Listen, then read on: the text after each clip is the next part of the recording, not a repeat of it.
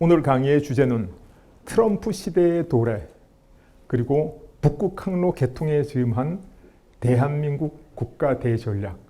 들으시기에 좀 거창하고 장황해 보이시죠?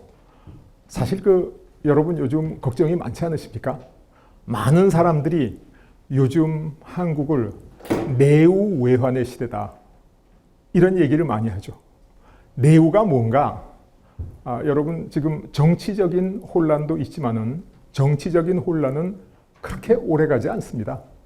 몇 년, 1년 아니면 몇 달 이내에 해결되는데 경제적인 어려움은 그 상태가 호전될 때까지 상당한 세월이 걸리든지 어쩌면 굉장히 오랜 세월이 걸릴 수도 있습니다.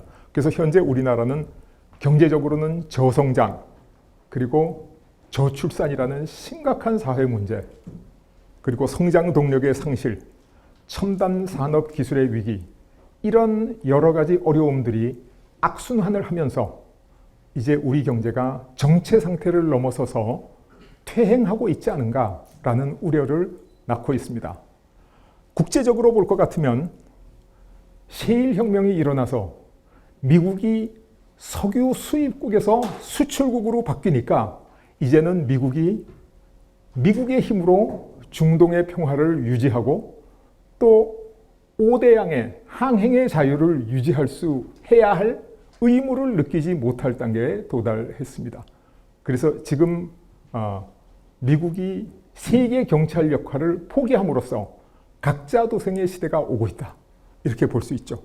그리고 트럼프의 등장은 아메리카 포스트, 미국 우선주의와 중국이라고 하는 도전 세력을 포위하는데 총력을 집중하게 될 것이다. 이렇게 생각할 수 있습니다.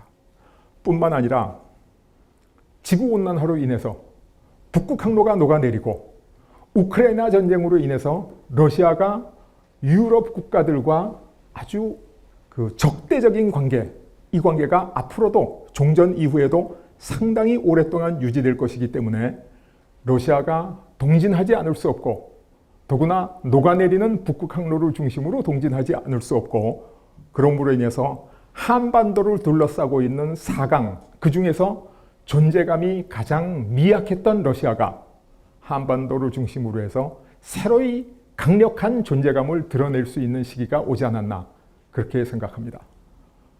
정말 어떻게 보면 위기라고 할 수 있죠. 그런데 많은 정치인들이나 많은 사람들이 위기를 기회로 이런 구호를 너무 많이 쓰죠. 근데 우리가 그 얘기를 구체적인 전략도 없이 위기를 기회로 하는 얘기를 너무 많이 듣다 보면 위기를 기회로라는 구호가 좀 식상해지고 공허하게 느껴지기 마련인데 오늘은 제가 우리 역사가 가지고 있는 이 천년의 위기를 천년의 기회로 바꿀 수 있는 나름대로 구체적인 전략을 좀 말씀드릴 수 있지 않을까 이런 기대를 가지고 제가 이 자리에 섰습니다. 여러분, 정치가 잘못되면 혼란스럽습니다. 그러나 정치가 잠시 잘못돼서 나라가 망하지 않습니다. 네로라는 폭군이 로마를 완전히 무너뜨리지 못했습니다. 연산군이라는 폭군이 조선을 무너뜨리지도 못했습니다. 그러나 세계 정세가 격변할 때 잘못된 선택을 하면 그 선택의 결과는 굉장히 오래 갑니다. 제가 세계사적인 예를 다 들 수는 없지만 한국의 예만 들어봐도 우리 고려라는 나라가 있었죠. 고려는 어떤 세계 질서하에 있던 나라인가? 몽골 제국이라는 세계 질서하에 있었습니다. 그런데 고려의 원종은 몽골 제국의 정통성을 이어받는 아릭부케 편에 쓰지 않고 명분을 따라서 아릭부케 편에 서지 않고 쿠빌라이 편에 서가지고 쿠빌라이가 원나라를 거두국함으로 인해서 고려는 아주 외교, 안보에 성공한 나라가 됐습니다. 몽골 제국의 치세 하에서 고려는 불계 토풍, 우리의 풍속을 간섭받지 않고 그대로 지킬 수 있는 특권을 누렸습니다. 그리고 또 뭐를 느꼈냐? 외왕 내제. 밖으로는 몽골 제국, 원나라의 제후국으로 왕을 칭하지만은 안으로는 황제 국가를 자처할 수 있는 특권을 가졌죠. 그래서 고려의 외교, 안보는 정말로 성공적이었다. 이렇게 얘기할 수 있는데 거기에 비해서 조선은 어땠는가? 명청교체기에 명나라는 명분에 집착해가지고 청나라라고 하는 현실과 국익을 무시했죠. 그 결과 어떻게 되냐? 우리나라가 임진왜란 병자호란으로 아주 국토가 초토화되고 국민들이 민생과 토탄에 빠지고 끌려가고 살상당하고 정말로 오랫동안 큰 어려움을 겪었습니다. 그래서 하루 이틀 만에 해결되는 문제, 10년, 20년의 정책이 아니라 이것은 세기를 넘어가는 100년 단위의 정책이기 때문에 제가 국가 전략이라고 얘기하지 않고 국가 대전략 이런 이야기를 썼습니다. 그래서 지금부터 우리가 마치 과거 원나라가 새로 세계를 경영하던 시절, 또 지금 그 다음에 명청교체기, 그 다음에 우리한테 지금 다가오고 있는 새로운 시대, 셰일혁명 이후에 트럼프의 등장과 함께 오는 이 새로운 시절, 여기에 어떻게 적응할 것인가 하는 내용을 여러분들이 이렇게 기억하기 좋도록 짧은 에피소드로 잘라서 말씀드려 볼까 생각합니다. 지금 우리한테 가장 중요한 건 뭐냐? 경제죠, 경제. 경제는 그러나 성장해야 됩니다. 경제가 좋다 나쁘다가 아니라 경제는 성장하지 않으면 안 된다. 여러분 이 그래프에서 보시면 대한민국 역대 대통령의 지지율 그래프가 나와 있는데 항상 우하향합니다. 임기 초에는 지지율이 높은데 임기 중반으로 내려가면 떨어지고 후반으로 내려가면 더 떨어지고. 왜 그럴까요? 왜 예외 없이 지지율이 떨어졌겠어요? 이 대통령 직무와 관련해서 가장 유명한 명언이 클린턴 대통령이 했던 이야기죠. 여러분 너무나 잘 아시는 바보야, 문제는 경제야. 그 얘기죠. 경제에 실패해서 그렇습니다. 경제에 실패해서. 그래서 지난 30여 년간 우리나라는 매 정부, 매 대통령 임기마다 경제 성장률이 평균 1%씩 대세 하락을 지속해왔죠. 그래서 이 대통령들의 지지율을 쭉 연결하면 뭐가 나오냐? 대한민국의 경제 성장률 하락 커브하고 거의 일치합니다. 그래서 경제는 굉장히 중요하다. 그런데 경제 성장이 뭐죠? 여러분 이 그래프는 경제학계에서 가장 많이 인용되고 있는 두 개의 그래프 중에 하나인데, 하나는 세계 인구가 수천 년 동안 변하지 않았어요. 거의 똑같았어요. 또 1인당 소득도 수천 년 동안 변하지 않았어요. 똑같았어요. 그런데 어느 순간부터 세계 인구가 급격히 증가하고 1인당 소득도 수직적으로 증가하고, 그 순간이 언제냐? 바로 산업혁명이라는 순간입니다. 산업혁명 전에는 인구도 늘지 않고 소득도 늘지 않고 똑같은 세월, 어제와 같은 오늘, 오늘과 같은 내일, 이런 세월이 1000년 이상 지속됐던 거죠. 그래서 산업혁명이 뭐냐? 산업혁명이 바로 경제성장입니다. 경제성장이 바로 국가발전입니다. 여러분 산업혁명, 그럼 좀 기계적인 것 같고 생소하게 느껴지시는 분도 계실지 모르는데, 산업혁명이 일어나기 전에는 지구상 어디도 유아 사망률이 50%를 넘은 지역이 거의 대부분이었습니다. 아이를 낳으면 죽습니다.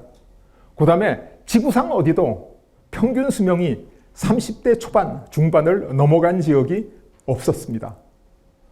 그러니까 산업혁명이 일어나고 영양상태가 좋아지고 질병이 퇴치됨으로 인해서 유아 사망률이 50%에서 5%, 지금 뭐 1%, 2%대로 떨어졌고 평균 수명은 2배 이상 늘어났습니다. 그죠? 거기다가 신체 발달, 지구상 어디도 사람들의 산업화된 지역의 신장, 키가 10cm에서 20cm 더 커져버렸습니다. 산업혁명이 인류 역사상 얼마나 대단하고 큰 축복이었냐? 이거는 제가 뭐 말씀드리려 그러면 몇 날 며칠을 들여서 말씀드려도 다 못하지만은 뭐 너무 길게 하면 좀 생략하고 정말로 큰 축복이었다라는 말로 대신하도록 하겠습니다. 그런데 어떤 분들은 아니 산업혁명 일어나고 부자가 더 부자 된 거 아니야? 그게 무슨 대단한 축복이야? 이렇게 비판적으로 보시는 경향도 있습니다. 그런데 산업혁명이 일어나기 전에 지구상에 평균적으로 헐벗고 굶주린 절대빈곤 비율이 90%를 넘었습니다. 산업혁명 이전에는. 근데 산업혁명이 진행되면서 헐벗고 굶주린 절대빈곤 비율이 서서히 줄어들기 시작해서 어디까지 줄어들었냐? 지금은 10% 이내로 확 줄어들었습니다. 그럼 산업혁명의 가장 큰 수혜자는 누구냐? 대중이다. 일반 서민, 국민 대중이다. 헐벗고 굶주림으로부터 벗어나지 않았냐 이렇게 얘기해도 절대로 과언이 아닙니다. 왜 이런 현상이 일어났느냐? 농업사회의 경제성장은 점점 줄어드는 체감하는 형태를 보이고 정체하게 됩니다. 그런데 어느 순간 산업혁명이 일어나면서 경제성장이 가속하기 시작했어요. 여러분 저 그래프에서 가속하는 그래프와 감속하는 그래프의 차이가 보이시죠? 저 차이가 뭐냐? 선진국과 후진국의 차이입니다. 저 차이가 지배하는 나라와 식민지, 노예국가의 차이입니다. 저 차이가 행복한 나라와 불행한 나라의 차이입니다. 그래서 지구상의 선진국, 발전한 나라와 후진국이 갈라졌습니다. 그래서 역사학자들은 이 순간을, 경제학자들은 이 순간을 대분기, 그레이트 다이버전스 이렇게 부릅니다. 그런데 머지않아 4차 산업혁명에 의해서 지식산업사회가 도래하면 경제가 가속적으로 성장하는 게 아니라 더 빨리 가속적으로 성장하게 됩니다. 또다시 지식산업혁명에 성공한 국가는 선진국으로, 지식산업혁명에 성공하지 못한 국가는 후진국으로 전락할 위기에 처하게 됩니다. 왜 그러냐? 농업사회의 경제성장은 감속하기 때문에 추가적인 노력에 대한 보상이 점점 줄어들죠. 추가적인 노력에 대한 보상이 줄어들면 추가적인 노력을 할 인센티브가 없어지죠. 그것을 우리가 일반적으로 게으름 이렇게 부릅니다. 산업사회는 경제가 가속적으로 발전하죠. 추가적인 노력에 대한 보상이 점점 커집니다. 1억 가지고 투자해서 더블한 사람은 1억을 벌죠. 2억이 되죠. 10억 갖고 투자해서 더블한 사람은 10억을 봅니다. 그래서 있는 사람일수록 더 열심히 돈벌이에 집착하게 되고 더 많이 발전하고, 그래서 가속하는 사회, 산업사회 사람들은 굉장히 부지런합니다. 우리나라의 기업가가 개발도상국에 가서 사업을 하시는 분들이 뭐라 그러시는지 들어보셨죠? 그 나라 사람들은 굉장히 게을러. 일반적으로 그렇게 얘기합니다. 왜? 농업국가이기 때문에 경제성장이 감속했기 때문에 추가적인 노력을 할 인센티브가 없었기 때문에 그렇다는 거죠. 근데 다가올 지식기반 사회는 엄청나게 빠른 속도로 가속하기 시작합니다. 정말 눈 깜짝할 사이에 경제가 확 발전합니다. 정말 어지러움, 현기증을 느낄 수 있는 그런 사회죠. 그런데 어떤 분들은 아니 경제가 꼭 저렇게 발전해야 돼? 저게 정말 좋은 거야? 이렇게 의문을 표시하는 분도 있는데, 여러분 이미 여러분들이 너무나 오래 들어온 삼포 세대, 연애를 포기하고 결혼을 포기하고 출산을 포기하는 이 젊은이들의 비명, 이게 왜 그러냐? 젊은이들을 도와줄 수 있는 경제적 여력이 없어서 그런 거죠. 경제가 성장하지 않아서. 우리나라의 노인 빈곤, 대한민국의 노인 빈곤율이 OECD 국가 중에서 1등입니다. 전체 평균의 4배가 넘어요. 정말로 대한민국 노인들 가난합니다. 왜? 평균 수명이 늘어나고 노인 숫자는 늘어나는데 경제가 성장하지 않으니까 도와드릴 돈이 없는 겁니다. 그리고 대한민국 국민의 자살률, OECD 국가 중에 최고입니다. 부끄러운 일이지만은 우리나라의 노인 자살률은 OECD 국가 중에서 최고가 아니라 독보적인 최고입니다. 그리고 너무나 경제가 어렵기 때문에 이제 아이 낳기를 포기해서 대한민국이 소멸해 갑니다. 합계 출산율이 0.7대로 떨어졌어요. 2명의 부부가 1명도 안 낳고 0.7명, 0.6명밖에 낳지 않는 거예요. 여러분, 이 삼포 세대의 슬픔, 노인 빈곤, 자살공화국, 한국 소멸, 정말로 재앙 중에 대재앙 아니겠습니까? 이 재앙의 원인이 뭐냐? 한 가지 원인입니다. 그 원인이 경제가 성장하지 않아서. 경제만 성장하면, 경제적인 여유만 없으면 저 지옥을 천국으로 만들 수 있을 텐데 경제가 성장하지 않아서. 그래서 어떤 사람들은 저거는 뭐 내 일이 아니잖아. 그래도 나는 경제 성장이라는 게 대단히 중요하다고 생각하지 않아. 이렇게 예상하는 사람이 있는데, 여러분의 아들, 딸, 민지의 경우를 보세요. 월급이 올라가지 않으면 굉장히 불행합니다. 아니 월급이 안 올라가고 동결되면 행복 수준이 그대로 유지돼야 되는 거 아니냐? 그렇지 않습니다. 왜? 월급이 올라가기를 기대하고 있기 때문에. 월급이 조금 올라가도 불행합니다. 월급이 기대한 만큼 올라가면 행복이 그제서야 유지됩니다. 경제가 성장해야 행복한 상태가 유지된다는 말씀입니다. 행복하려면 어떻게 해야 되죠? 경제가 기대한 것보다 더 성장해야 됩니다. 그래서 경제 성장은, 인간의 행복은 가속적인 경제 성장에 있다. 그냥 성장이 아니다. 그래서 경제는 성장해야 되고 가속적으로 성장해야 된다. 경제 성장을 하려면 어떻게 해야 되죠? 기업이 성장해야 경제가 성장합니다. 왜? 모든 가치는 기업으로부터 창출되니까. 그리고 기업이 성장하고 경제가 성장하면 정권이 안정됩니다. 정권이 안정되면 국민이 행복합니다. 그래서 경제는 성장해야 된다. 이게 제가 첫 번째 우리가 논의의 대전제로 깔고 들어가서 말씀드리려고 하는 내용입니다. 두 번째, 대한민국의 위기, 첨단 산업 기술의 위기. 우리가 안으로 엄청난 위기를 겪고 있습니다. 여러분, 골드만삭스 연구소, 아주 세계적으로 인정받는 큰 연구소죠. 저기서 2007년에 2050년 세계 경제 전망을 했습니다. 그런데 뭐라고 했냐? 2050년이 되면 한국이 미국 다음가는 세계 2위의 경제권이 될 것이다. 놀라운 일이죠. 제가 정말 2007년에 저 발표를 보고 가슴이 뛰었습니다. 야, 우리가 일본을 제끼고 중국보다 앞서서 미국 다음가는 2등이 되는구나. 그랬는데 15년의 세월이 흐르고 나서 2022년에 또다시 미래 세계경제 대전망 2075년을 전망했는데 한국은 세계 24위쯤 될 것이다. 지금 우리가 세계 10대 경제권이라고 부르죠? 근데 24위가 된다는 겁니다. 필리핀, 베트남, 방글라데시, 타일랜드보다도 뒤떨어질 거다. 이렇게 예측을 했죠. 정말로 가슴 아픈 일입니다. 왜 이렇게 됐냐? 저 사람들이 우리한테 편견이 있어서 그런 거 아니야?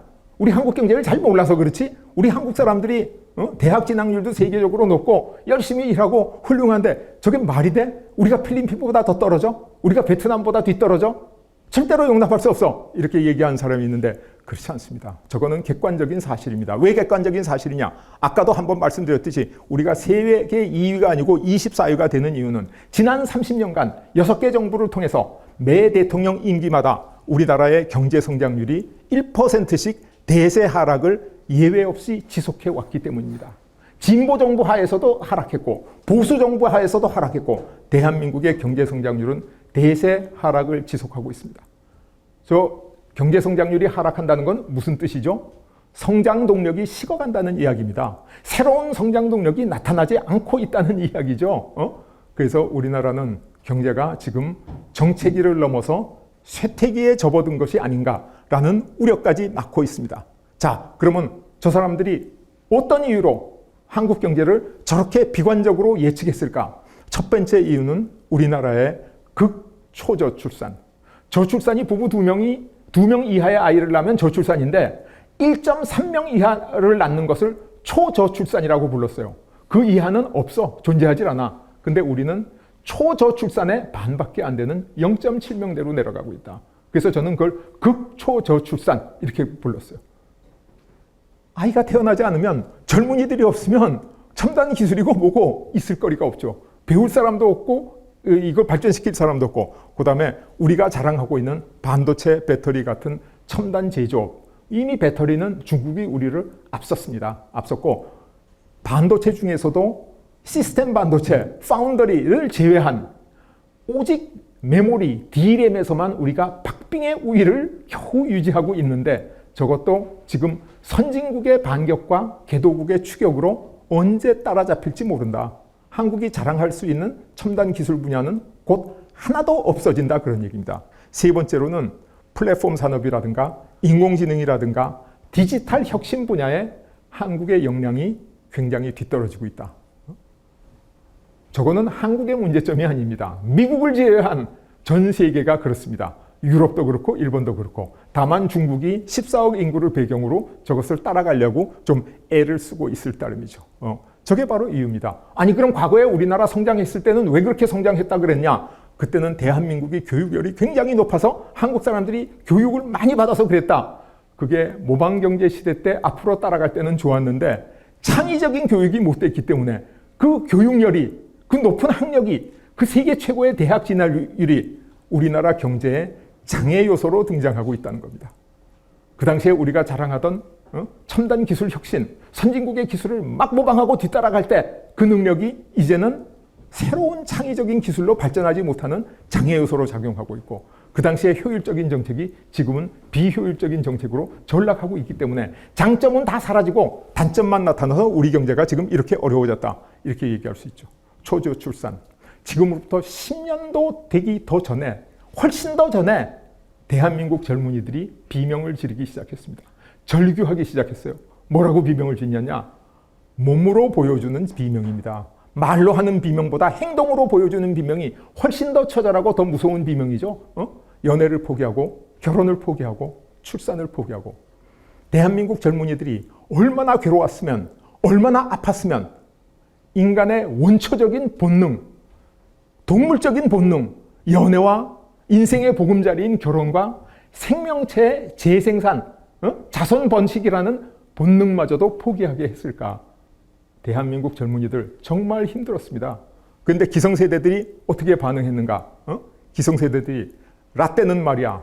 우리는 옛날에 라면 쓱 삶아 먹을 돈도 없었지만은 열심히 일해서 나라를 이만큼 발전시켰는데 요즘 젊은 사람들은 브랜드 컵이 입에 달고 살고 점심값보다 비싼 커피 마시면서 명품 옷 살라고 줄 서면서 뭐가 힘들어? 이렇게 윽박질렀죠. 10년 전에 실제로 그랬습니다. 또 일부 기성세대는 뭐라 그랬냐? 아프니까 청춘이야. 그래. 젊었을 땐 원래 그런 거다. 나도 젊었을 때 아팠어. 너 지금 아픈 거 너무 고민하지 마. 별거 아니야. 세월이 지나가면 해결돼. 윽박질러도 위로해줘도 이거 해결 안 됩니다. 그래서 제가 은퇴가 없는 나라 이 문제를 근본적으로 해결하는 방법을 책을 써서 발간한 지가 10년이 더 넘었는데 아직 대한민국의 어떤 지도자도 이 청년들의 비명을 귀담아 들어주지 않았습니다. 대한민국의 어떤 지도자도 이 근본적인 해결책을 채택해서 문제를 해결하려고 노력하지 않았습니다. 여러분, 이게 파이낸셜 타임스에서 제가 갖고 온 그래프인데 보세요. 세계 각국이 저출산 대책, 패밀리 프렌들리 스펜딩에 돈을 쓰고 있잖아요. 그런데 어떻게 됐죠? 출산율은 속절없이 떨어지고 있습니다. 많이 쓴 나라도 있고 적게 쓴 나라도 있는데 떨어진다는 사실에는 차이가 하나도 없는 거죠. 그래서 가족 친화적인 돈을 쓴다 그래서 출산율이 올라가는 건 아니다. 이걸 우리가 알 수 있죠. 그리고 한국의 경우 골든타임을 이미 놓쳤다. 프랑스는 1.7로 떨어진 출산율을 1.8로 올리겠다. 그리고 특단의 대책을 나눴는데 우리가 지금 0.7로 떨어진 출산율을 특단의 대책을 내놓는다고 이게 2배, 3배 늘어나느냐? 그렇지 않습니다. 이제 이 출산 정책 가지고는 출산율 문제를 해결할 수가 없다. 뿐만 아니라 여러 가지 연구 보고서에 보면 야, 출산율을 높이는데 육아휴직 제도를 줬더니 출산율이 조금 올라갔어. 주거 비용, 출산 보조비를 줬더니 출산율이 조금 올라갔어. 이런 미시적인 연구 보고서들이 있는데 자세히 보면 그러한 성과보다는 그 외적인 우리가 통계학에서는 노이즈라 그러죠. 다른 영향한테 다 압도돼 버리고 맙니다. 대표적인 게 프랑스의 가족계획 예산을 많이 쓰고 출산율을 올리려고 노력했더니 프랑스의 출산율이 회복하고 있다. 이런 통계 아마 여러분도 신문에서 많이 보셨을 거예요. 근데 엄밀하게 들여다보면 프랑스 여성의 출산율은 하나도 안 올라갔습니다. 오히려 내려갔어요. 그런데 출산율이 왜 올라가냐? 알제리계 여성들이 아이를 많이 낳아서 그렇다. 그래서 실제로 이 저출산 대책의 효과는 유의미하지 못하다. 가족 이 전통적인 문화적인 영향이 훨씬 더 커서 저거는 효과가 없다. 그런데 지금 우리나라의 정치인들은 어떻게 하고 있느냐? 저출산을 막기 위해서 홍보를 하고 출산을 돕기 위해서 돈을 대주자 이렇게 얘기하고 있죠. 여러분 우리 초고령 사회가 오는데 우리나라의 수도권의 청년들의 직업 경쟁률 이게 50% 세계에서 제일 높습니다. 우리 다음으로 높은 데가 일본 30% 되고 프랑스는 20% 정도 됩니다. 그런데 한국은행에서 나온 초저출산 및 초고령 사회라는 보고서에 볼 것 같으면 6가지의 시나리오를 우리가 수행하면 출산율을 반전시킬 수 있을 것이다. 근데 그 중에 5개 시나리오는 앞에 제가 파이낸셜 타임스에 인용해서 보여드렸듯이 실제로 효과가 별로 없다는 게 증명된 방법이고 단 하나 뭐가냐 하면 수도권 인구 집중도를 낮추면 우리나라의 출산율 문제를 반 정도 해결할 수 있다. 이렇게 얘기하고 있죠. 근데 우리는 지금 수도권 집중도를 낮추고 있느냐 높이고 있느냐 우리는 실질적으로 지금도 높이고 있습니다. 왜? 정치인들은 젊은 사람들이 애를 낳게 해주려면 어떻게 해야 되냐? 집을 보조해줘야지. 그래서 서울에 그린벨트를 풀자, 공공주택을 만들자, 싼값에 집을 공급하자. 그 처음 결혼하는 가임기에 있는 청년 부부들한테 집을 주자. 언론 들으면 굉장히 좋은 얘기죠. 그렇죠? 그래서 자, 그러면 주택 공급을 했어요. 그럼 교통 인프라를 깔아줘야 되겠죠. 그 다음에 의료 인프라도 깔아줘야 되겠죠. 문화 인프라도 깔아줘야 되겠죠. 그럼 어떻게 되죠? 엄청난 돈이 들어갑니다. 좋아, 돈이 들어갔는데도 했어. 그럼 어떻게 되죠? 수도권 집중률이 더 올라갑니다. 지금 50% 집중도가 60%, 70%, 80% 그러면 우리나라 출산율은 과당 경쟁에 의해서 훨씬 더 떨어질 수밖에 없습니다. 그래서 우리는 지금 문제를 해결하려고 그러는 게 아니라 문제를 악화시키고 있다. 이렇게 얘기할 수가 있죠. 근데 수도권 집중도를 해소할 수 있는 방법이 한 가지 있습니다. 그게 뭐냐면 지금 1극 체제 혹은 단극 체제로 수도권의 젊은이들과 직장이 다 모여 있는데 이것을 국토 균형 발전을 해서 전국을 평평하게 하면 되지 않느냐. 지금까지 노력 많이 했는데 평평하게 안 됩니다. 왜 안 되냐? 돈이 많이 들었어. 효과보다도 비용이 더 크니까 못하는 거예요. 하기 싫어서 안 한 게 아니에요. 이거를 해결하는 방법이 하나 있다. 그게 뭐냐면 수도권과 부산, 울산, 경남, 부울경 2극 체제를 만들어서 양극 체제를 만들어서 인구를 분산시키면 수도권 집중도를 반으로 떨어뜨릴 수 있다. 이렇게 얘기하는 거죠. 그럼 부울경에 새로운 그 집중도를 만들려고 그러면 저 비용이 더 많이 들지 않느냐? 그렇지 않다는 겁니다. 왜 그렇지 않느냐? 북극 항로가 녹아내리고 부산, 울산, 경남 있는 한반도의 동남부에 북극 항로의 거점 항구가 생길 것 같으면 우리가 부울경을 살려서 양극 체제를 만드는 데 들어간 돈보다도 그 혜택, 코스트보다도 베니핏이 훨씬 더 커질 수 있다. 그래서 제가 이제 수도권 집중을 해소하는 방안으로 단극 체제에서 양극 체제로 수도권과 부울경 이걸 주장하고 있는 거죠. 저걸 어떻게 만들 수 있느냐? 초저산 문제를 해결하기 위해서 북극 항로를 선점하고 부울경의 거점 항구를 유치하면 할 수 있다. 그러면 우리가 마음먹으면 할 수 있냐? 우리 혼자 할 수 없죠. 북극 항로를 대부분 장악하고 있는 러시아 영해를 지나가니까요. 그 다음에 북극 항로에 대해서 기술과 자본을 투자할 여력을 가지고 있는 미국 힘을 합쳐야 돼요. 그래서 한미러의 합종으로만 이 문제가 해결이 가능하다. 그래서 우리가 지금 처하고 있는 참담한 국가 소멸 단계에 있는 극초저출산 문제를 해결하기 위해서는 북극 항로가 녹아내리기 때문에 한미러의 합종으로 우리가 북극 항로의 거점 항구를 우리나라에 유치하면 된다. 이렇게 말씀드릴 수 있죠. 이것만 설명해도 제가 몇 시간 설명할 수 있는 내용이지만 제가 큰 그림을 보여드리기 위해서 짧게 말씀드립니다. 그리고 배터리, 반도체 이렇게 우리나라 첨단 제조업들이 선진국의 반격과 개도국의 추격에 의해서 지금 위기를 겪고 있죠. 삼성이 어려우면 대한민국이 어려운 겁니다. 이게 우리 현실입니다. 근데 이걸 어떻게 극복하느냐? 극복할 방법이 현실적으로 눈에 잘 보이지 않아요. 근데 단 한 가지 방법이 있다면 만약에 북극 항로의 거점 항구를 우리가 유치를 하게 되면 이 북극 항로를 중심으로 해서 이 거점 항구를 중심으로 해서 세계의 물류가 거점 항구에서 환적되고 다시 제조되고 그 다음에 세상으로 다시 운송되고 그래서 우리나라의 제조업의 르네상스를 불러올 수 있다는 겁니다. 이거는 과거에 세계를 제패했던 패권국의 심장이라고 할 수 있는 거점 항구 그게 바로 스페인의 세비야였고 네덜란드의 로테르담이었고 영국의 런던이었고 그리고 대한민국의 부울경인 겁니다. 그래서 북극 항로의 거점 항구를 유치하면 우리가 거점 항구를 중심으로 해서 세계 물류의 중심이 돼서 이 제조업 르네상스 시대를 가져올 수 있다. 이렇게 말씀드릴 수 있죠. 그 다음에 첨단 제조업의 위기를 북극 항로를 선점하고 부울경의 거점 항구를 유치하면서 해결할 수 있는데 이것도 한미러의 합종으로서만 가능하다. 그리고 지금 플랫폼이나 AI 등 첨단 산업의 디지털 산업에서 우리가 굉장히 낙후해 있죠. 뒤떨어져 있습니다. 낙후해 있는데 이 첨단 산업, 플랫폼 산업 이것은 미국 독주 체제로 지구상의 어느 나라도 미국을 따라갈 수 없어요. 낙후한 게 우리의 잘못이다. 이렇게 얘기할 수는 없죠. 그런데 이 첨단 플랫폼 산업과 AI 같은 디지털 산업을 대표하는 가장 대표 주자가 누구냐? 여러분 너무나 잘 아시는 일론 머스크죠. 저는 어떤 자리에서 지금 지구상에 숨쉬고 있는 사람 중에서 문명사적인 관점에서 가장 우수하고 가장 큰 천운을 타고난 사람이 누구냐? 일론 머스크다. 이렇게 얘기합니다. 일론 머스크가 스페이스X를 만들어서 화성의 식민지를 건설하겠다 그러고 테슬라라는 자동차 회사를 만들었는데 이건 자동차를 만든 게 아니라 인공지능, 로봇을 만들고 뭐 자율주행차를 만들고 그래서 인류 문명 자체를 완전히 바꾸는 공작을 하고 있습니다. 우리는 일론 머스크하고 경쟁해서 이길 기업가, 이길 사람 대한민국에 아니라 지구상에 없다. 이렇게 볼 수 있죠. 근데 이 일론 머스크와 손을 맞잡고 미국의 천하를 만들려고 그러는 사람이 누구죠? 트럼프입니다.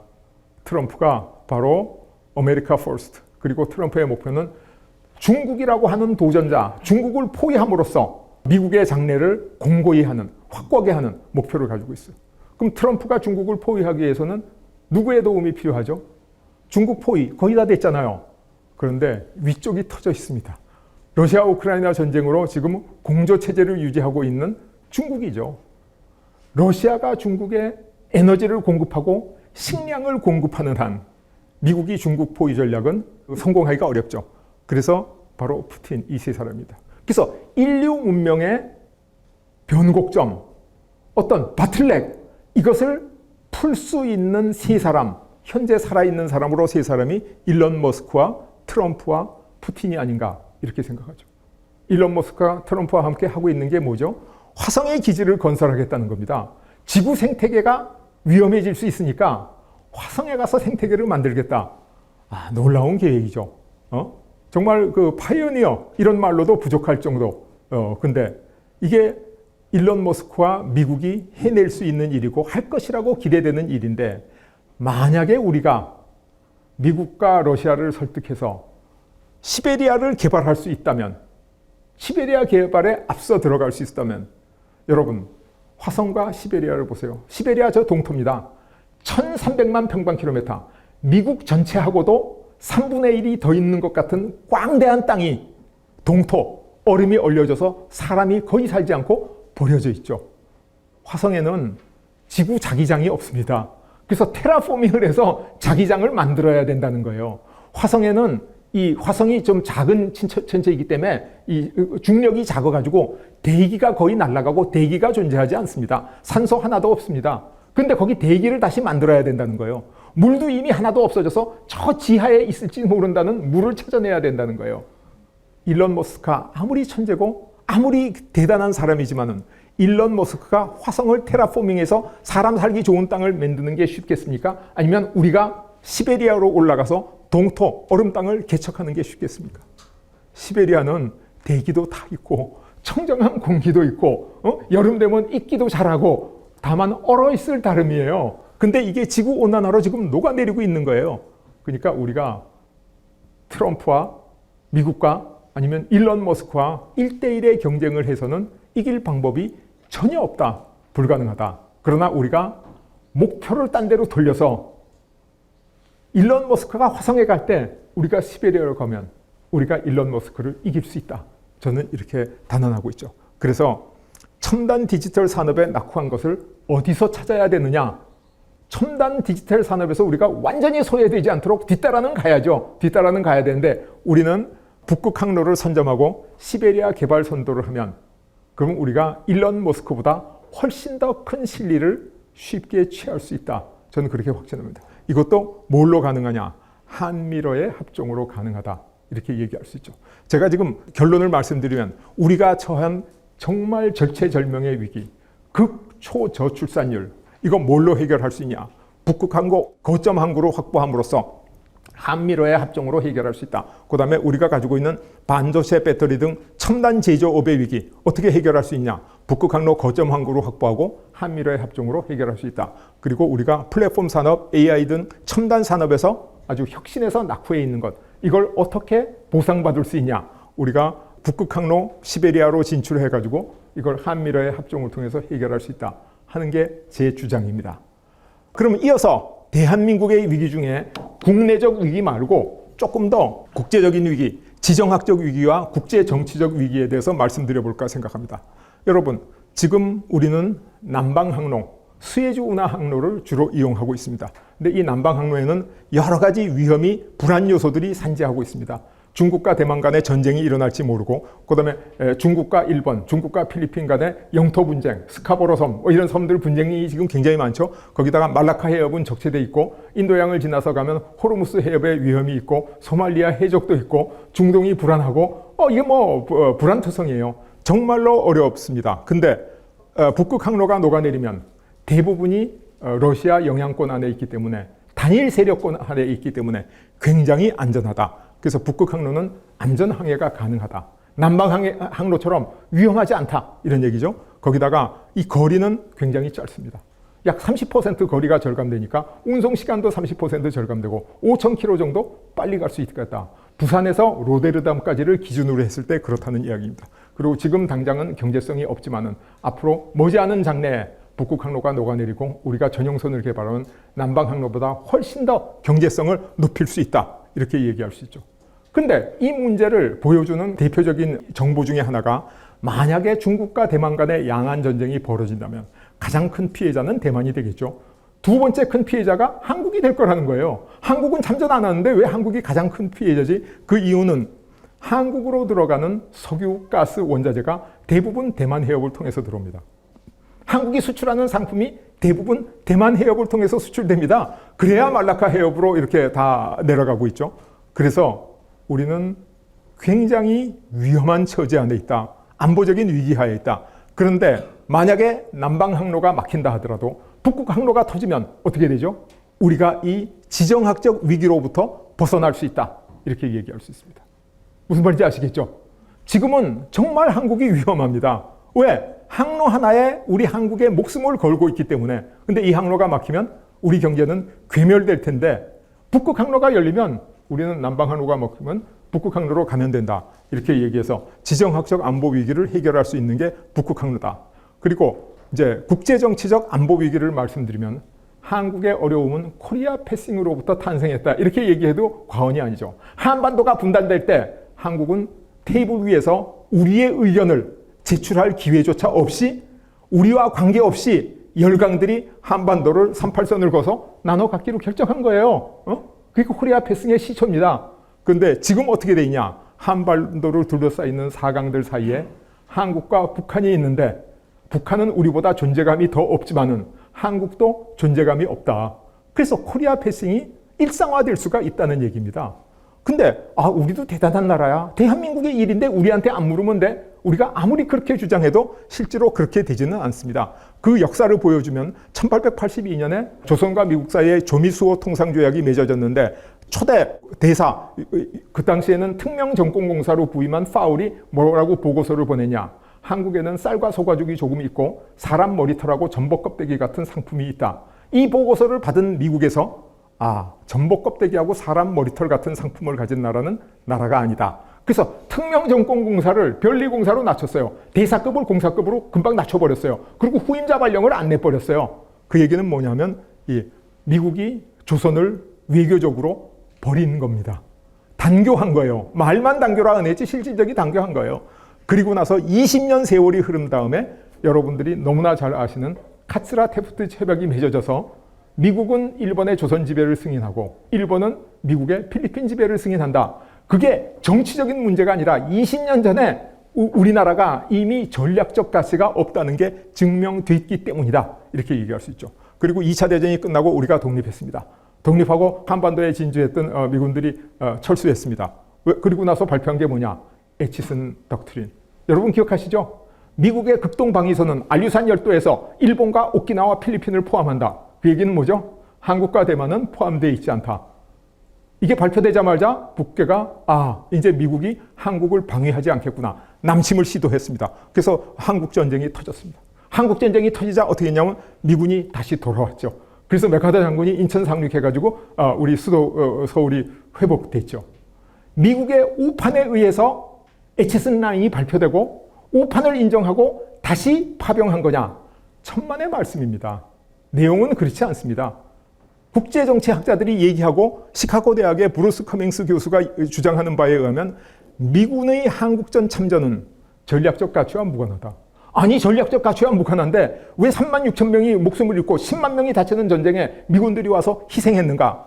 그 이유는 1949년에 소련이 핵실험에 성공하고 중국이 공산화되고 그다음에 미국에서 메카시 마녀 사냥이 시작돼가지고 공산주의에 대한 적개심이 최고조에 달했기 때문에 남침을 미국이 막지 못하면 미국이 도미노 현상으로 지구 여러 곳에서 가치 있는 동맹을 이룰 수 있다. 그래서 시범 케이스로 한국에 들어온 거지 한국의 전략적 가치가 있기 때문에 한국전에 참전한 것이 아니다라는 사실이 지금 너무나 잘 알려져 있어요. 그리고 한국전쟁이 끝나면서 한미 상호 방위 조약을 맺고 미군이 한국에 다시 주둔하기 시작했는데 미군이 지금 좀 축소했지만은 2만 8천 명이 주둔하고 있습니다. 이 미군의 전쟁 억지력을 기반으로 해서 한강의 기적이 일어나고 우리나라 세계에서 가장 못 살던 나라 고아 수출국이 세계 10대 경제권 5대 수출국으로 자리매김하게 됐습니다. 그런데 트럼프 대통령 지난 임기에 이걸로는 부족하다는 거예요. 방위비도 안 내면 미군 철수하겠다. 실질적으로 미군을 철수할 구체적인 계획까지 다 세우고 실행 전 단계까지 갔다는 게 바로 당시 국방장관인 마크 에스퍼의 회고록에 아주 잘 나와 있습니다. 그 얘기는 뭐냐면 한국은 미국 입장에서 전략적 가치가 없다. 여전히 없다는 거예요. 근데 바이든이 칩 얼라이언스, 칩4 동맹을 맺기 시작했죠. 그래서 한국과 대만이 칩4 동맹국이 됐죠. 이제는 한국이 안전해졌다. 왜?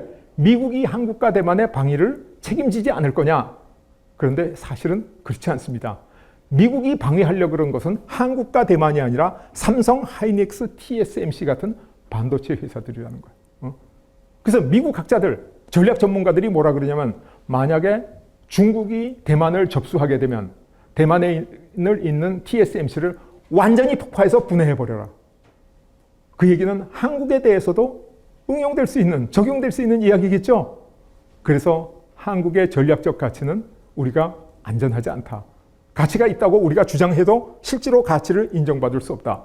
이번에 트럼프 대통령이 선거 기간 중에 한국의 전략적 가치에 대해서 단 한 번도 언급하지 않고 방위비를 10배 올려주지 않으면 철수하겠다. 이렇게 주장하고 있죠. 트럼프의 미군 철수에 대해서 우리가 대응할 수 있는 레버리지가 있느냐? 없습니다. 불행하게도 없습니다. 자, 여러분 저게 트럼프와 김정은의 회담 사진이죠. 아니 미국은 미국의 동맹인 한국을 빼고 왜 북한하고 직접 대화를 하지? 북한은 문재인 정부에서 북한을 그렇게 도와주려고 그랬고 도와주겠다 그랬고 우리가 한반도의 운전자다. 우리가 한반도의 조정자 역할을 하겠다. 시켜만 다오. 우리가 열심히 하겠다. 근데 왜 우리를 빼고 저렇게 마주 앉았지? 그 이유는 북한은 북핵이라고 하는 레버리지가 있는데 우리는 레버리지가 없기 때문이죠. 그래서 김정은의 핵무기 여기에 대응할 수 있는 레버리지가 있느냐? 우리 한국에는 불행하게도 레버리지가 없습니다. 속수무책으로 코리아 패싱을 당하는 수밖에 없습니다. 거기다가 대한민국의 대통령이 중국에 가서 정말 모욕적인 대접을 받았죠. 혼밥을 했죠. 응대를 받지 못하고 혼자 식사를 하는 이런 처지가 됐고 한한령이 내려져 가지고 한국의 드라마, 음악, 연예인 못 가게 했고 한국 기업들 아주 박살이 났습니다. 그래서 중국에서 한때 약진하고 있던 현대자동차 지금 하나도 안 팔립니다. 한때 중국에서 부의 상징이라고 알려졌던 그 갤럭시 스마트폰 요새 중국 사람들 하나도 안 씁니다. 그런데 우리가 이 중국의 한한령에 대응할 수 있는 레버리지가 있느냐? 불행하게도 없습니다. 없다는 거예요. 그래서 우리가 대한민국이 직면한 3대 딜레마 이게 뭐냐면 한반도가 전략적인 가치가 없기 때문에 우리가 우리의 미래를 우리 손으로 결정할 수 없는 그런 참담한 위치에 와 있다. 이런 얘기입니다. 주한미군의 그 철수에 대해서 대응할 수 있는 레버리지도 없고 북미 협상에서 우리가 참여할 수 있는 레버리지도 없고 한중 관계에서 우리가 내놓을 수 있는 레버리지 이게 존재하지 않는다는 겁니다. 이게 현실입니다. 이게 적나라한 현실이에요. 그런데 만약에 북극 항로의 거점 항구를 우리가 확보해서 부산, 울산, 경남에 세계적인 국제 거점 항구가 생기면 어떻게 되죠? 우리가 레버리지를 갖게 되는 겁니다. 새로운 레버리지를 갖게 되는 거예요. 그래서 이 제국의 수도, 제국의 심장이라고 할 수 있는 영국의 런던을 잇는 이런 국제 항구를 우리가 갖게 되면 이 문제를 해결할 수 있다. 그래서 주한미군 철수 쉽게 못합니다. 왜? 거점 항구를 뺏기기 때문에. 북미 협상에서 한국 쉽게 빼놓지 못합니다. 왜? 우리가 거점 항구를 갖고 있기 때문에. 그리고 한중 관계 일방적으로 중국 마음대로 못합니다. 우리가 거점 항구를 갖고 있기 때문에. 이것이 우리가 가지고 있는 레버리지로 우리가 작용할 수 있다. 그래서 지금 지구온난화 때문에 북극 항로가 녹아내리고 러시아 우크라이나 전쟁이 끝나고 러시아가 유럽하고 완전히 적국이 돼서 이제 또다시 유럽국보다는 아시아 국가의 일원으로서 존재감을 한반도 주변에서 드러내는 게 우리 민족 사회는 위기가 아니라 기회로 다가오고 있다라는 말씀을 제가 드리고 싶은 거죠. 그래서 북극 항로를 선점하고 거점 항구를 확보하게 되면 지정학적 안보 위기를 해결한다. 우리가 남방항로, 스웨즈 운하 항로에 의존된 것을 북방항로로 분산할 수 있다. 남방항로가 막혀도 대한민국은 위기에 처하지 않는다. 두 번째로는 소위 국제정치적 안보 위기, 주한미군 철수, 북미 협상, 한중 관계에 있어서 코리아 패싱을 근본적으로 방지할 수 있는 단 하나의 결정적인 레버리지는 바로 북극 항로의 거점 항구를 한반도에 유치하는 거다. 이렇게 얘기할 수 있죠. 자, 지금까지 북극 항로를 개척하고 거점 항구를 유치하고 이 모든 해결책이 무엇을 전제로 해서 말씀드린 거냐? 한미러의 합종을 전제로 해서 말씀드린 거다. 아니, 미국한테 물어봤어? 아니, 러시아한테 물어봤어? 이렇게 얘기할 사람이 있을지 모르죠. 한미러의 합종 과연 가능한가?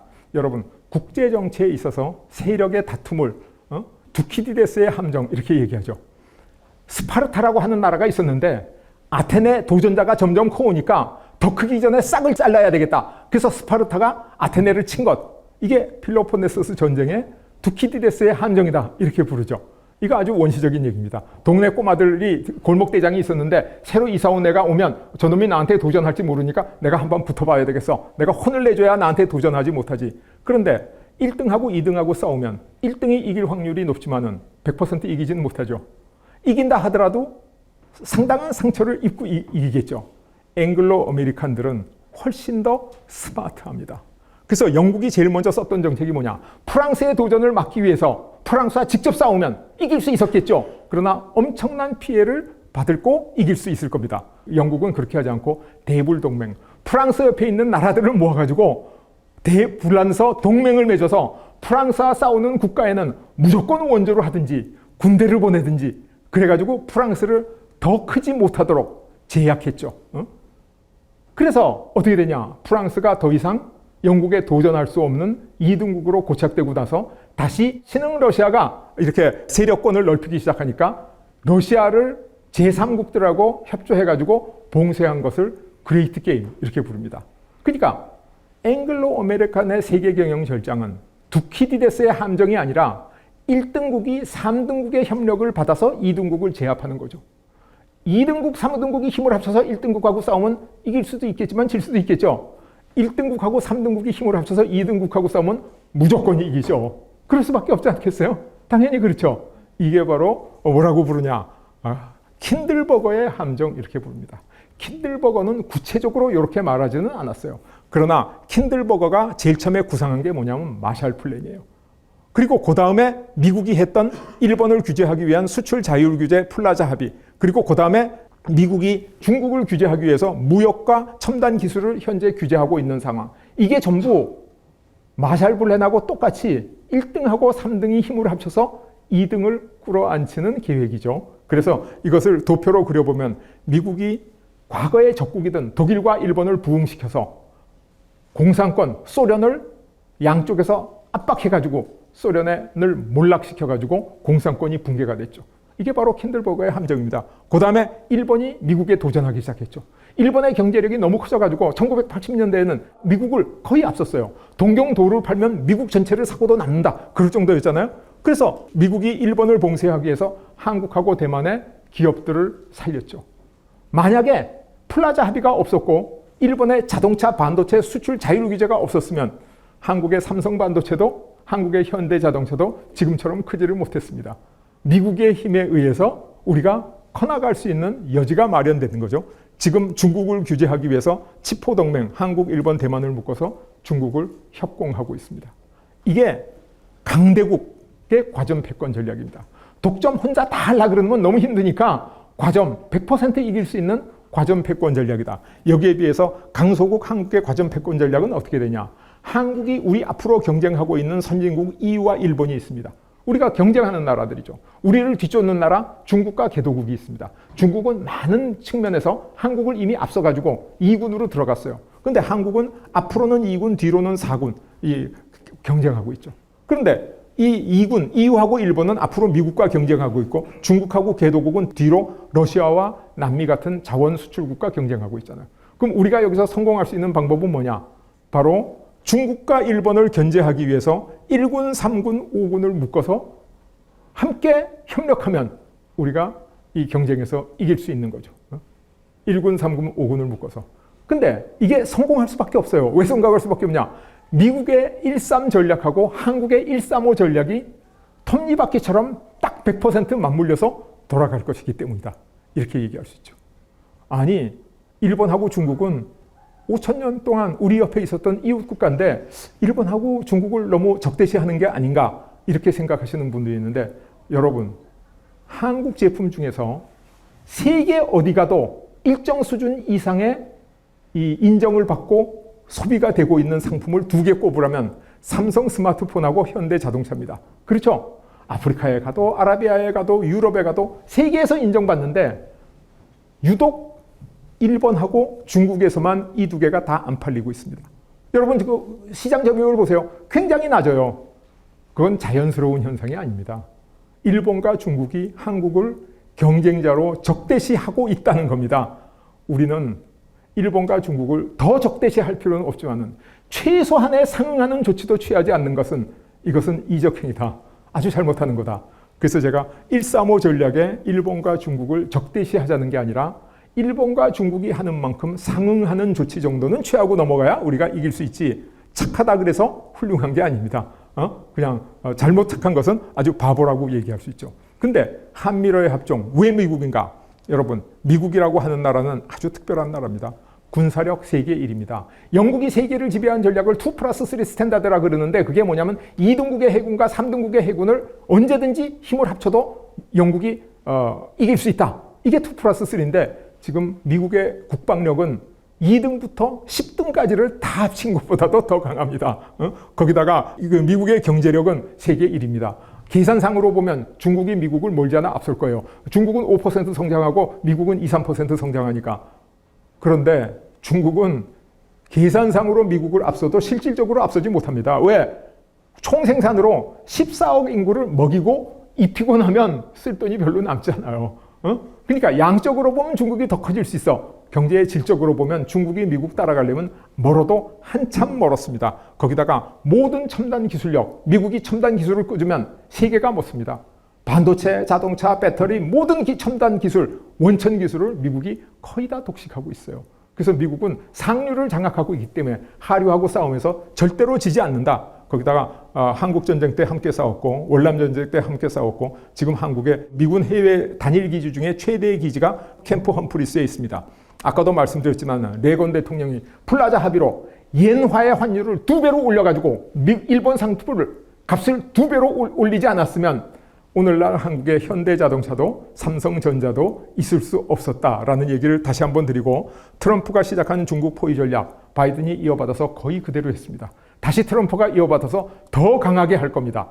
그래서 이 미국의 중국 포위 전략이 없었으면 지금쯤 이미 한국 경제는 중국한테 완전히 압살당했을 것이다.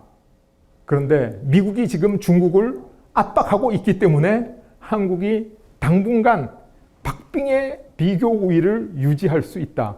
이게 얼마나 더 오래 가느냐는 미국이 중국을 얼마나 더 압박하느냐에 딸려 있다. 이렇게까지 볼 수 있는 게 현실입니다. 자, 왜 미국인가 말씀드렸는데 그럼 왜 러시아인가 말씀드리죠. 러시아는 1700만 평방킬로미터, 엄청나게 큰 나라입니다. 극동 사이베리아만 해도 1300만 평방킬로미터, 중국과 미국에 비해서 1.3배 더 큰 나라입니다. 거기다가 원자탄 세계에서 제일 많이 갖고 있어요. 석유와 가스 수출 여력이 가장 큰 나라예요. 우라늄 세계 수출 시장의 반 정도를 장악하고 있어요. 지금도 우리가 러시아 우라늄 쓰고 있습니다. 그리고 곡식도 수출 여력이 가장 많은 나라예요.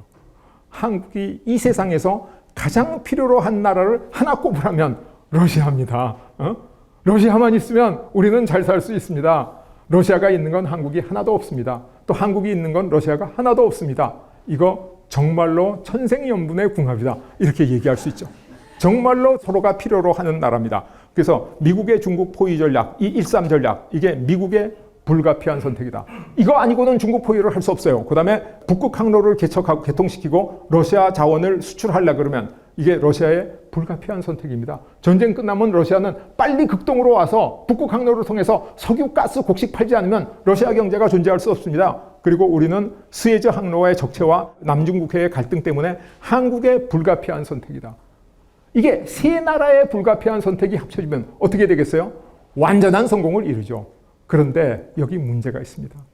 미국은 저게 불가피한 선택인 줄 알고 있어요. 푸틴도 저게 불가피한 선택인지 알고 있어요. 그런데 대한민국의 지도자, 대한민국의 지식인들은 이게 불가피한 선택인지 잘 모르고 있습니다. 이걸 대한민국의 미래를 위해서, 우리 후손들의 안녕을 위해서 이것을 사회적으로 알리고 설득할 책임이 누구한테 있냐? 자, 에필로그 말씀드리고 끝내도록 하겠습니다. 제가 우크라이나 전쟁 끝난다는 얘기가 있기 훨씬 전부터 지난 몇 년 동안 다니면서 강의할 때마다 앞으로 머지않아 우크라이나 전쟁이 끝날 거고 끝나면 미국이 러시아와 함께 중국 포위망을 완성할 것이다. 이렇게 주장을 했어요. 그때 사람들이 에이 설마 너무 그렇게 얘기했다? 안 되면 어떻게 하려고 그래요? 그래서 저를 걱정해 주시는 분도 있었는데 트럼프가 당선되자마자 러시아 은행에 대한 제재를 풀었다는 기사가 떴습니다. 여러분 보신 분 별로 없죠? 떴어요. 분명히 제재를 해제하기 시작했습니다. 저는 미국은 이미 러시아에 대한 제재 해제의 로드맵을 완벽하게 짜가지고 주머니에 넣어갖고 있다. 저는 그렇게 생각해요. 근데 우리는 하고 있는가? 우리는 안 하고 있다는 겁니다. 참 가슴 아픈 일이죠. 러시아가 어떤 나라인지 여러분들이 저보다 훨씬 더 잘 아시죠? 러시아는 독도 문제에 있어서 확실히 한국 편을 들고 있다는 게 여러 가지 문헌에 책에 다 나와 있습니다. 북방섬은 러시아 땅, 독도는 한국 땅 이렇게 데모하는 게 러시아 데모대의 그 슬로건이에요. 독도는 한국 땅이라고 데모한 나라는 러시아밖에 없어요. 그리고 일본이 우리나라에 불화수소, 반도체 만드는 수출 규제한다 그랬을 때 우리가 공급하겠다라고 제일 먼저 나섰던 나라가 러시아입니다. 그 뒤에도 어떤 문헌, 어떤 정보로 보든지 러시아만큼 한국의 우호적인 나라는 없었는데 이것을 대한민국 대중이 모르고 대한민국의 지식인이 모르고 대한민국의 지도자가 모릅니다. 이것을 알릴 이유, 이것을 알릴 임무 누가 되냐. 그리고 거기다가 이 러시아 나라 저보다 너무 잘 아시겠지만은 우리가 좋아하고 친하고 설린 우호관계를 맺고 있는 미국, 영국, 프랑스, 독일 같은 그런 선진국들, 이 나라들의 국민 호감도, 한국에 대한 국민 호감도가 어떠냐? 중간 이하입니다. 왜 그러죠? 백인 국가들은 서유럽 백인 국가를 제일 좋아합니다. 그 다음에 동유럽 백인 국가를 좋아합니다. 그 다음에 일본을 좋아하고 한국은 일본 밑에 있습니다. 예외가 있느냐? 예외가 대부분 없습니다. 단 한 가지 예외가 있다면 뭐냐? 러시아죠. 러시아 사람만 한국에 대한 국민 호감도가 백인 국가들을 다 제치고 1위, 2위 하고 있습니다. 러시아 사람들은 인종적으로도 굉장히 열려 있습니다. 여러분 잘 아시잖아요. 스페인 사람들이 남미에 가서 7,500만 중에 7,000만이 죽습니다. 나머지 500만이 겨우 살아남아가지고 스페인하고 이 혼혈이 돼가지고 지금 남미를 형성하고 있죠. 영국 사람들이 북미에 가가지고 아파치, 코만치, 이로코이, 수, 뭐 이런 인디안 그 수많은 부족 지금 다 멸족했습니다. 인디안 리저베이션에 가봐야지 겨우 형체를 볼 수 있을까? 존재하지 않습니다. 그런데 러시아는 동진하면서 전쟁은 했지만은 원주민의 대량 학살을 했다는 기록은 제가 러시아 전문가들한테 여러 번 묻고 찾아봤는데 찾지를 못했습니다. 지금 저 사하공화국 거기 가면 대통령을 원주민이 다 하고 있습니다. 그만큼 인종적으로도 러시아가 열린 나라다. 유럽, 서유럽 백인들에 비해서 훨씬 더 열린 국가다 하는 사실을 우리가 알아야 된다. 그렇게 생각하죠. 자, 러시아가 우크라이나 전쟁을 할 때 우리한테 계속해서 엄포를 놨습니다. 왜 한국한테 자꾸 엄포를 놓지? 한국한테 이 석유가스 안 팔 거야? 이런 얘기 왜 하지? 왜 자꾸 그런 얘기를 하지? 그거는 언젠가 한국하고 잘 지내고 싶다. 이게 깔린 거죠. 그게 깔려 있습니다. 그리고 외신에 의할 것 같으면 외국 대사들 신임장 주는 자리에서 푸틴은 차르는 외국 대사급들한테 존경하는이라는 존칭을 안 썼는데 유독 한국 대사한테만 존경하는이라는 말을 썼다. 이게 외신에서 봤는데 어떤 러시아 전문가는 저게 진짜 존경한다는 뜻은 아니고 의례적인 얘기다. 이렇게 얘기를 하는데 의례적인 얘기라 할지라도 한국에게만 썼다는 건 사실인 것 같아요. 그리고 푸틴이 북한에 가기 전에 몇 번 기자회견을 했어요. 한국이 우크라이나에 살상 무기를 공급하지 않아서 고맙다. 우리는 관계 개선을 원하고 있다. 이렇게 얘기를 했죠. 푸틴이 왜 저렇게까지 얘기해야 됐을까요? 한국이 무서워서? 러시아의 차르가 우리가 그렇게 무서울까요? 여러분, 우리 한국이 K9 자주포하고 K2 탱크를 보내면 모스크바 점령하고 러시아 금방 전쟁해지냐? 천만의 말씀입니다. 권총을 숨기고 있는 강도 때려서 코피 터트리면 권총 뽑습니다. 지금 우크라이나 전쟁에서 제네바 협정에서 인정하지 않는 집속탄이라든가 백린탄 이런 거 다 쓰고 있는 거 여러분 너무나 잘 아시잖아요. 소형 전술핵 못 쓸 이유도 없고 저는 얼마든지 쓸 수 있고 쓰고 나면 어쩔 거야. 방법이 없습니다. 제어할 수 있는 방법이. 아주 소형 전술핵 갖고 어디 도시 하나는 날릴 수도 있는 게 현실이에요. 그런데 왜 러시아는 북한에 가기 전에 저렇게 얘기를 했는가? 그 이유는 전쟁이 끝나면 러시아는 유럽 국가들하고 완전히 적이 됩니다.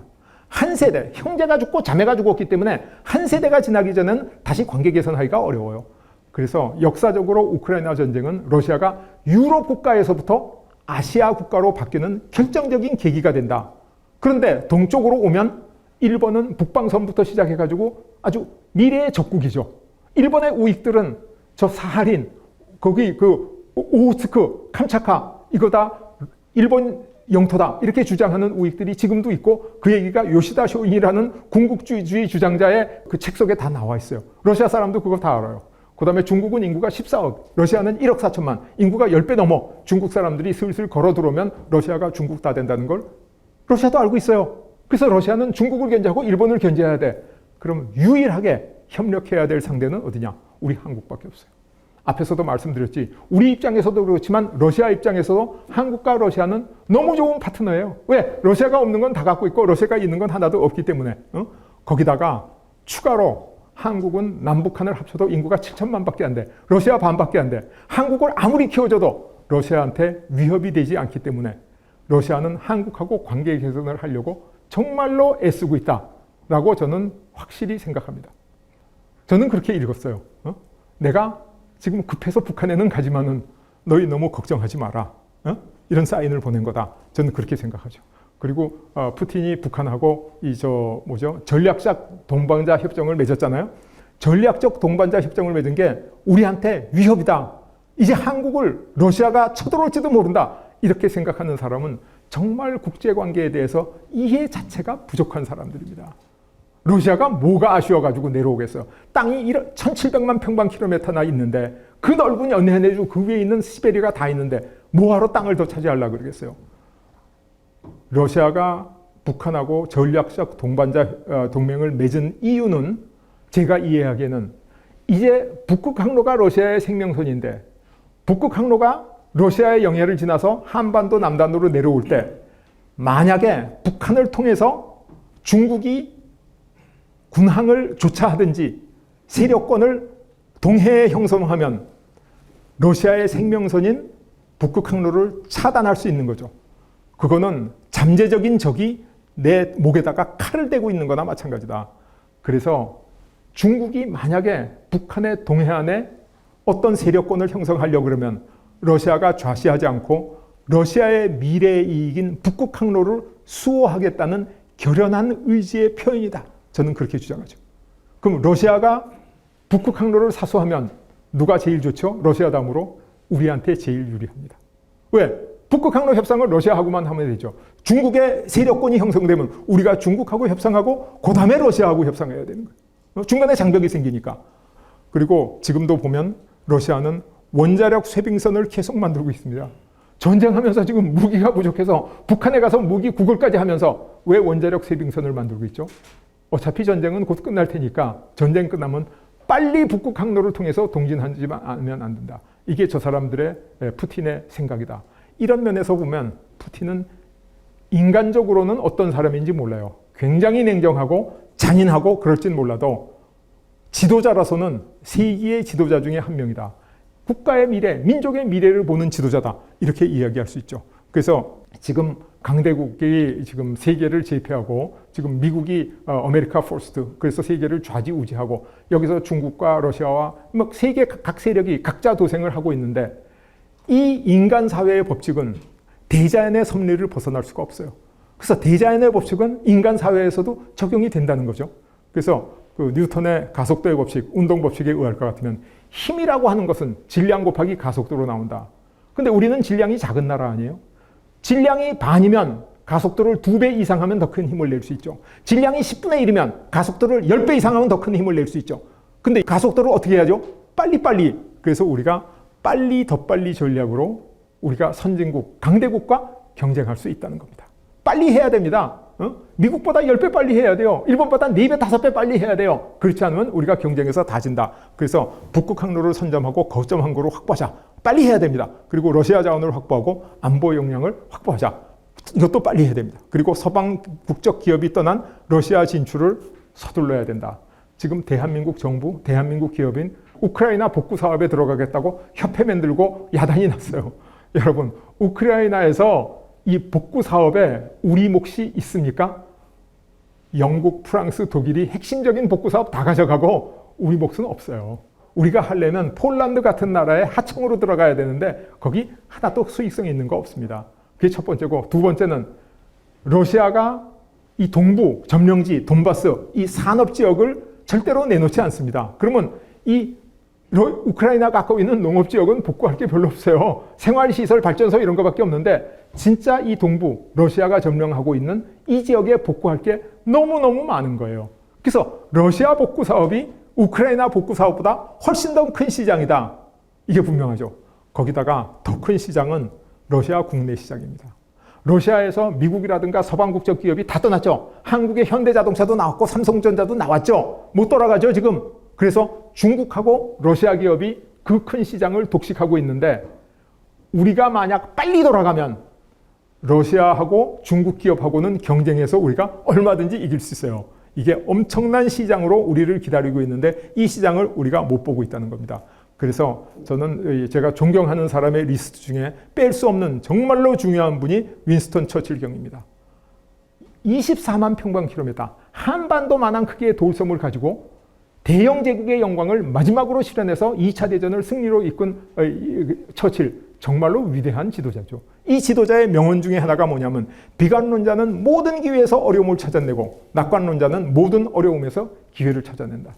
여러분, 지금 북극 항로가 녹아내립니다. 지구온난화입니다. 대한민국 국민 중에 이것을 위기로 생각하는 사람은 대부분인데 기회로 생각하는 사람이 있습니까? 누가 이걸 기회로 지금 생각하고 있습니까? 그래서 비관론자와 낙관론자가 문제가 아니라, 저는 패배자는 모든 기회에서도 어려움을 찾아내고 승리자는 모든 어려움에서도 기회를 찾아낸다. 우리가 패배자가 될 것이냐 승리자가 될 것이냐, 그것은 대한민국이 한미러의 합종을 실현하느냐 못하느냐에 딸려있고, 대한민국이 한미러의 합종을 실현할 수 있도록 우리 사회의 분위기를 환기하고 우리 사회의 지성인을 교육하고 이걸 세상에 알릴 수 있는 의무를 가진 여러분들의 임무다. 저는 이렇게 감히 말씀드립니다. 제가 오늘 여러분들 앞에 그냥 재미있는 이야기를 엮어가지고 사진들 이것저것 모아서 스토리텔링 하러 온 게 아닙니다. 제가 나름대로 문명사를 연구하는 학자를 자임하면서 국가발전원리라는 8권의 책 속에 있는 내용을 제가 집약해서 말씀드린 겁니다. 그래서 정말로 우리한테 중요한 것, 이 한미러의 합종은 즉흥적인 생각이 아니라 국가발전 원리에 기반한 체계적이고 과학적이고 아주 오랫동안 연구된 생각이다. 이런 점을 이해해 주셨으면 감사하겠습니다. 그래서 마지막으로 이 자리에 계신 여러분들이 해주시지 않으면 아무도 해주지 않습니다 라는 말로 오늘 강의를 마치도록 하겠습니다. 경청해 주셔서 대단히 감사합니다.